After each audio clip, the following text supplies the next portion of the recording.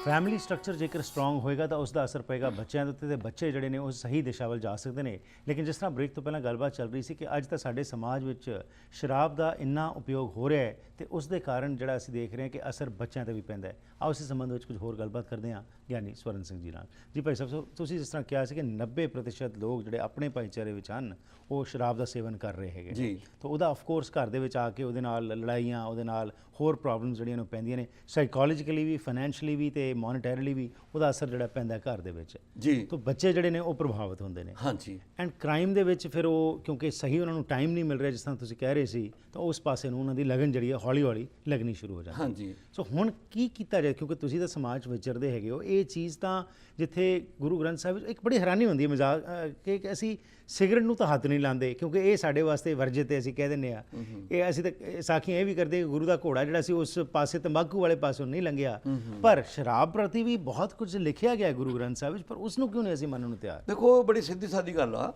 कि ਜਦੋਂ ਇਸ ਧਰਤੀ ਉੱਤੇ ਵਰਲਡ ਦੀ ਹਿਸਟਰੀ ਵਿੱਚ ਲਈ ਨਾ ਨਸ਼ਿਆਂ ਦੀ ਤਾਂ ਬੜੀ ਅਜੀਬੋ ਗਰੀਬ ਹੈ ਕਿ ਸਭ ਤੋਂ ਪਹਿਲਾਂ ਜੂਡਾਇਜ਼ਮ ਆਇਆ ਜੀ।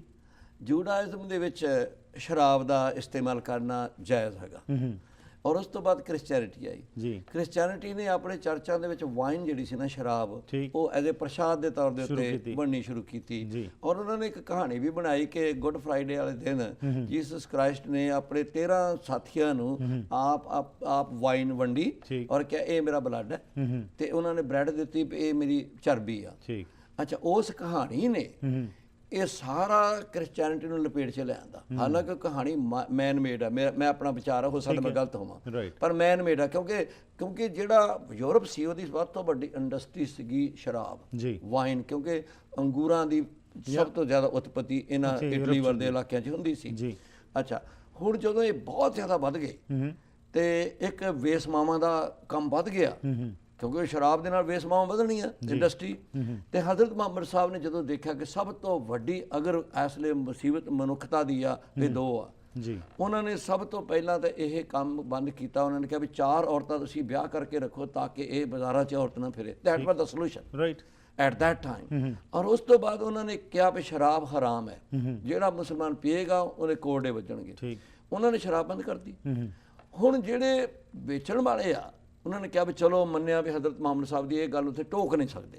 ਉਹਨਾਂ ਨੇ ਕਿਹਾ ਵੀ ਤੁਹਾਨੂੰ ਤੰਬਾਕੂ ਥੋੜਾ ਬੰਦ ਕੀਤਾ, ਫੀਮ ਥੋੜਾ ਬੰਦ ਕੀਤੀ, ਇਸਲਾਮ ਸਾਰਾ ਹੀ ਤੰਬਾਕੂ ਪੀਣ ਲੱਗ ਪਿਆ ਔਰ ਉਹਨਾਂ ਦੀ ਟ੍ਰੈਡੀਸ਼ਨ ਬਣ ਗਈ ਤੰਬਾਕੂ ਦੀ। ਹੁੱਕਾ ਰੱਖ ਲਓ 20 ਬੰਦੇ ਬੈਠੇ, ਹਾਲੇ ਵੀ ਤੁਸੀਂ ਦੇਖੋ ਮਿਡਲ ਈਸਟ ਵਿੱਚ ਹੁੱਕਾ ਇੱਕ ਰਿਵਾਜ ਹੈ। ਬਿਲਕੁਲ। ਅੱਛਾ, ਹੁਣ ਜਦੋਂ ਹੁੱਕਾ ਬਹੁਤ ਵੱਧ ਗਿਆ ਜਿਹਦੇ ਨਾਲ ਲੇਜ਼ੀਨੈਸ ਵੱਧ ਗਈ, ਲੋਕੀ ਕੰਮ ਕਰਨੋਂ ਹਟ ਗਏ ਤੇ ਇਹ ਹਿੰਦੁਸਤਾਨ ਦੇ ਵਿੱਚ ਉਸ ਵਕਤ ਗੁਰੂ ਸਾਹਿਬਾਨ ਦੇ ਸਮੇਂ ਉੱਤੇ ਇਹ ਇੱਕ ਸਭ ਤੋਂ ਵੱਡੀ ਮੁਸੀਬਤ ਸੀ। That was the main problem. ਸਤਿਗੁਰੂ ਸੱਚੇ ਪਾਤਸ਼ਾਹ ਨੇ ਇਹ ਗੱਲ ਦੇਖ ਕੇ ਉਹਨਾਂ ਨੇ ਕਿਹਾ ਵੀ ਤੰਬਾਕੂ ਬੰਦ ਕਰੋ, ਮੇਰਾ ਸਿੱਖ ਤੰਬਾਕੂ ਨਹੀਂ ਪੀਏਗਾ। ਇਹਦਾ ਮਤਲਬ ਇਹ ਨਹੀਂ ਕਿ ਉਹਨਾਂ ਨੇ ਸ਼ਰਾਬ ਜਿਹੜੀ ਖੁੱਲੀ ਕਰਤੀ ਸੀ। ਅੱਛਾ, ਹੁਣ ਜਿਹੜੇ ਪ੍ਰਚਾਰ ਕਰਨ ਵਾਲੇ ਸੀ ਵਿੱਚ ਉਹ ਕਹਿੰਦੇ ਵੀ ਦੇਖੋ ਤੁਹਾਨੂੰ ਤੰਬਾਕੂ ਬੰਦ ਕੀਤਾ, ਸ਼ਰਾਬ ਖੁੱਲ੍ਹ ਕੀਤੀ। ਅੱਛਾ, ਇਹਦਾ ਮਤਲਬ ਸ਼ਰਾਬ ਦੀ ਕਿਤੇ ਖੁੱਲ੍ਹ ਲਿਖੀ ਆ। ਅੱਛਾ, ਹੁਣ ਉਹਦੇ ਨਾਲ ਜਿਹੜਾ ਨੇ ਪੀਣੀ ਸੀ ਉਹ ਪੀਣ ਲੱਗ ਪਏ ਔਰ ਇਹ ਇੰਨਾ ਵਧਿਆ ਕਿ ਇੱਕ ਸਾਡੇ ਜਿਹੜੀ ਮਿਸਲ ਸੀ ਆਪਣੇ ਭੰਗੀਆਂ ਦੀ, ਉਹ ਨਸ਼ਾ ਪੀ ਕੇ ਹੀ ਇਹ ਭੰਗੀ ਮਿਸਲ ਜਿਹੜੀ ਸੀ ਉਹ ਫੇਲ ਹੋਈ ਲੜਾਈ ਦੇ ਵਿੱਚ। ਅੱਛਾ, ਹਾਲਾਂਕਿ ਬੜੀ ਤਕੜੀ ਮਿਸਲ ਸੀ। ਅੱਛਾ, ਹੁਣ ਇਹ ਪ੍ਰਭਾਵਿਤ ਹੁੰਦਾ ਗਿਆ। ਹੁਣ ਜਿਹੜਾ ਹੁਣ ਮੈਂ 10ਵੇਂ ਗ੍ਰੰਥ ਜਿਹੜਾ ਹੈ ਉਹਦੇ ਵਿੱਚ ਮੈਂ ਪਤਾ ਇਹਦੇ ਵਿੱਚ ਪੈਣਾ ਨਹੀਂ ਚਾਹੁੰਦਾ ਕੰਟਰੋਵਰਸੀ 'ਚ, ਪਰ ਉਹਦੇ ਵਿੱਚ ਕੁਝ ਐਸੀਆਂ ਐਡੀਸ਼ਨਾਂ ਕੀਤੀਆਂ। ਪ੍ਰੇਮ ਸਮਾਰਕ ਗ੍ਰੰਥ ਬਣਾਇਆ ਗਿਆ ਜਿਹਦੇ ਵਿੱਚ ਕਿਹਾ ਬੀੜੀ ਪੀ ਲਓ, ਸਿਗਰਟ ਵੀ ਪੀ ਲਓ।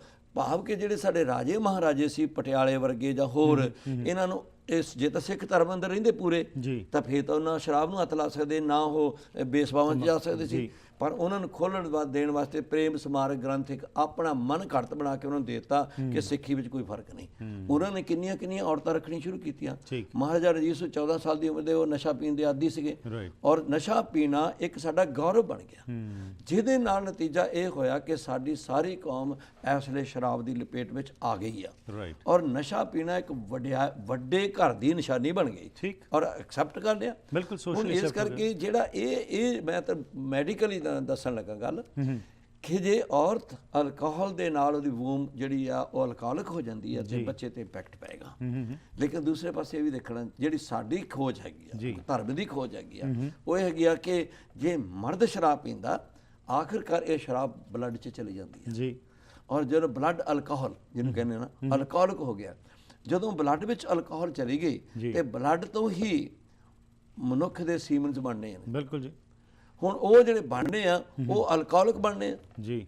ਔਰ ਕਹਿੰਦੇ ਆ ਕਿ ਜਿਹੜਾ ਪਿਓ ਸ਼ਰਾਬ ਪੀਂਦਾ ਨਾ ਦਬਲ ਕੇ, ਉਹਦੇ ਜਨਰੇਸ਼ਨ ਟੂ ਜਨਰੇਸ਼ਨ ਉਹਦੇ ਪੁੱਤ ਨੂੰ ਪੀਣ ਦੀ ਲੋੜ ਨਹੀਂ, ਉਹ ਪਹਿਲਾਂ ਹੀ ਕਮਲਾ ਹੋਏਗਾ। ਅੱਜ ਜਿਹੜੀ ਖੋਜ ਹੈਗੀ ਆ।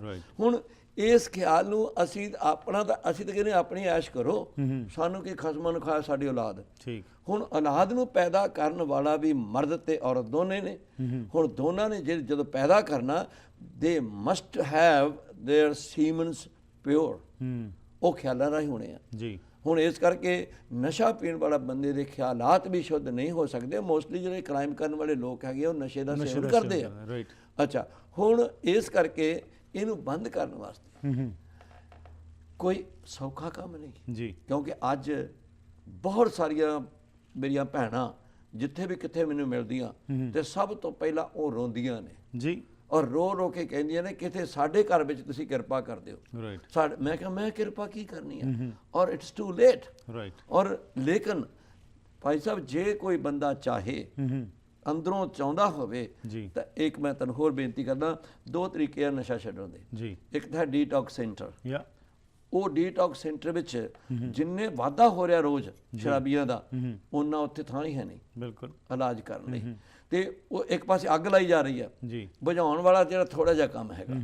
ਹੁਣ ਉੱਥੇ ਬਹੁਤਾ ਇਲਾਜ ਨਹੀਂ ਹੋ ਸਕਦਾ, ਐਂਡ ਇਟਸ ਵੈਰੀ ਐਕਸਪੈਂਸਿਵ। ਠੀਕ। ਲੇਕਿਨ ਜਿਹੜਾ ਦੂਜਾ ਤਰੀਕਾ ਗੁਰਮਤ ਦੇ ਸਿਧਾਂਤ ਦਾ, ਉਹ ਇਹ ਹੈਗਾ ਕਿ ਅਸੀਂ ਆਪਣੀ ਵਿਲ ਪਾਵਰ ਨੂੰ ਸਟਰੋਂਗ ਕਰੀਏ। ਠੀਕ।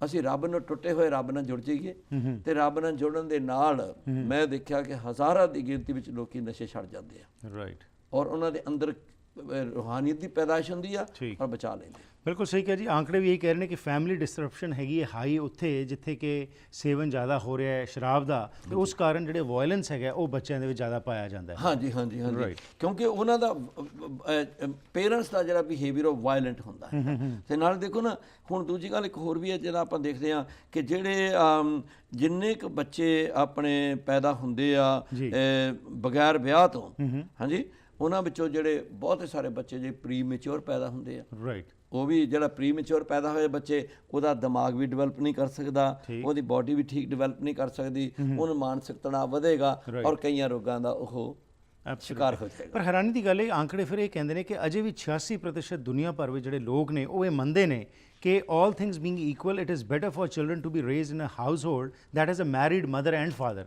ਇਹ ਮੰਨਦੇ ਨੇ, ਲੇਕਿਨ ਉਸ ਦੇ ਬਾਵਜੂਦ ਜਿਹੜਾ ਹੈਗਾ ਇਹ ਸਿੰਗਲ ਪੇਰੈਂਟਸ ਦਾ ਕਨਸੈਪਟ ਜਿਹੜਾ ਵੱਧਦਾ ਪਿਆ ਹੈਗਾ। ਮੈਂ ਫਿਰ ਦੱਸਣ ਲੱਗਾ ਤੁਹਾਨੂੰ, ਇਹ ਗੱਲ ਸਿੱਧੀ ਆ, ਇਹ ਮਾਨਸਿਕ ਰੋਗ ਹੈਗਾ। ਠੀਕ। ਔਰ ਮਾਨਸਿਕ ਰੋਗ ਜਿਹੜਾ ਨਾ, it can not be treated, it can not be cured with a medicine.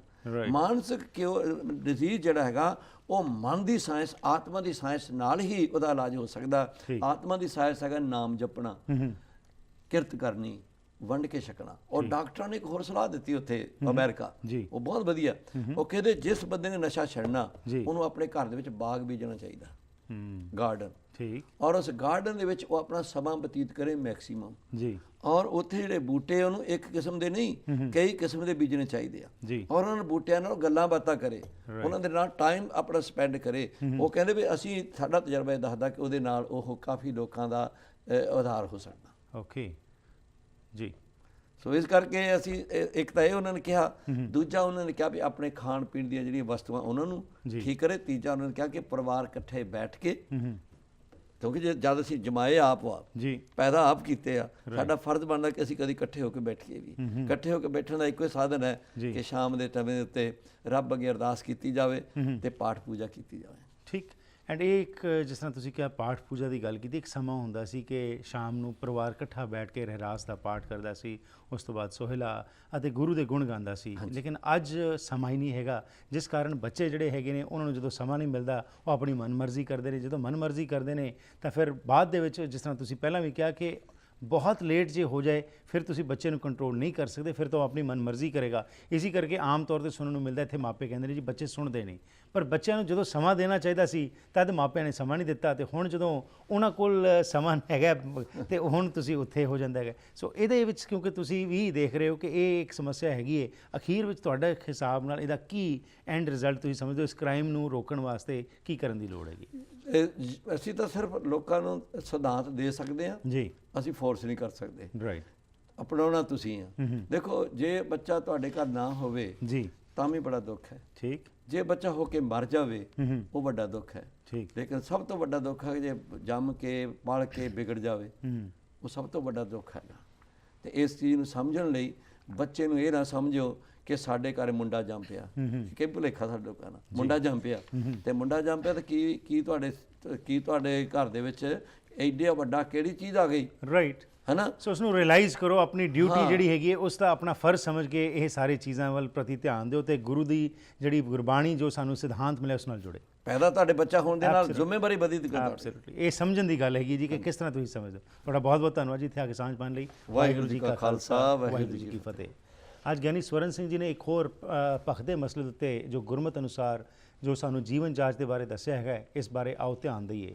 ਅੱਜ ਜੇਕਰ ਜੁਰਮ ਵੱਧ ਰਿਹਾ ਸਾਡੇ ਭਾਈਚਾਰੇ ਵਿੱਚ ਵੀ, ਦੁਨੀਆ ਭਰ ਵਿੱਚ ਉਸ ਦਾ ਇੰਪੈਕਟ ਜਿਹੜਾ ਪੈ ਰਿਹਾ ਹੈ, ਉਸ ਦਾ ਮੁੱਖ ਕਾਰਨ ਇਹੀ ਹੈਗਾ ਕਿ ਸਾਨੂੰ ਤਾਂ ਸਿਧਾਂਤ ਨਾਲ ਜੋੜਿਆ ਗਿਆ ਸੀ, ਪਰ ਅੱਜ ਅਸੀਂ ਸਿਧਾਂਤ ਤੋਂ ਮੁਨਕਰ ਹੋ ਰਹੇ ਹਾਂ। ਅੱਜ ਆਪਣੇ ਅਸੀਂ ਫਰਜ਼ਾਂ ਦੇ ਪ੍ਰਤੀ ਸੁਹਿਰਦ ਨਹੀਂ ਹੋ ਰਹੇ, ਜਿਸ ਕਾਰਨ ਉਸ ਦਾ ਅਸਰ ਜੋ ਹੈ ਸਾਡੇ ਬੱਚਿਆਂ 'ਤੇ ਵੀ ਪੈ ਰਿਹਾ ਹੈ। ਆਓ ਇਸ ਦੇ ਪ੍ਰਤੀ ਅਸੀਂ ਸੁਹਿਰਦ ਹੋ ਕੇ ਜ਼ਰੂਰ ਸਮਾਂ ਇੱਕ ਚੰਗੀ ਰਿਲੇਸ਼ਨਸ਼ਿਪ ਡਿਵੈਲਪ ਕਰੀਏ ਆਪਣੇ ਬੱਚਿਆਂ ਦੇ ਨਾਲ, ਤਾਂ ਕਿ ਅਸੀਂ ਉਹਨਾਂ ਨੂੰ ਸਹੀ ਸੇਧ ਦੇ ਸਕੀਏ, ਤੇ ਇਸ ਵਾਸਤੇ ਗੁਰਬਾਣੀ ਜੋ ਹੈ ਇਹ ਸਾਨੂੰ ਸਹੀ ਰਸਤਾ ਦਿਖਾਉਂਦੀ ਹੈ। ਪ੍ਰੋਗਰਾਮ ਦੀ ਕਰਦੇ ਹਾਂ ਇੱਥੇ ਹੀ ਸਮਾਪਤੀ ਜੀ। ਫੀਡਬੈਕ ਲਈ 604 603 7555 ਜਾਂ ਫਿਰ ਈਮੇਲ ਰਾਹੀਂ harpreet@akalatv.com ਤੇ ਸੰਪਰਕ ਕਰ ਸਕਦੇ ਹੋ। ਫਿਰ ਮੁਲਾਕਾਤ ਕਰਾਂਗੇ, ਤਦ ਤੱਕ ਗੁੱਡ ਬਾਏ।